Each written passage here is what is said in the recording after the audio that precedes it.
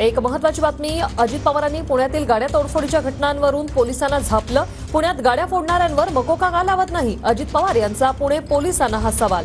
आरोपींना पकडल्यावर त्यांची धिंड काढा असंही अजित पवार यांनी म्हटलंय।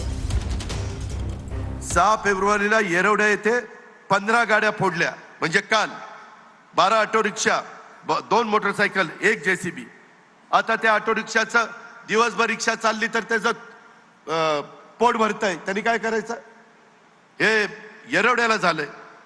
एक आरोपी पकडला, अहो पकडल्यावर त्याची धिंड काढा, त्याची अशी धिंड काढा की सगळ्या शहराला कळलं पाहिजे की चुकल्यानंतर कायदा किती श्रेष्ठ आहे, कोण मोठ्या बापाचा नाही, कोण छोट्या बापाचा नाही।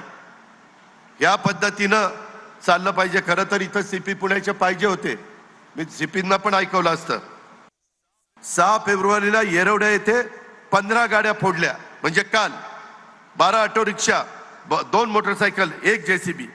आता त्या ऑटो रिक्षाचं दिवसभर रिक्षा चालली तर त्याचं पोट भरतंय, त्यांनी काय करायचं? हे येरवड्याला झालंय। एक आरोपी पकडला, अहो पकडल्यावर त्याची धिंड काढा, त्याची अशी धिंड काढा की सगळ्या शहराला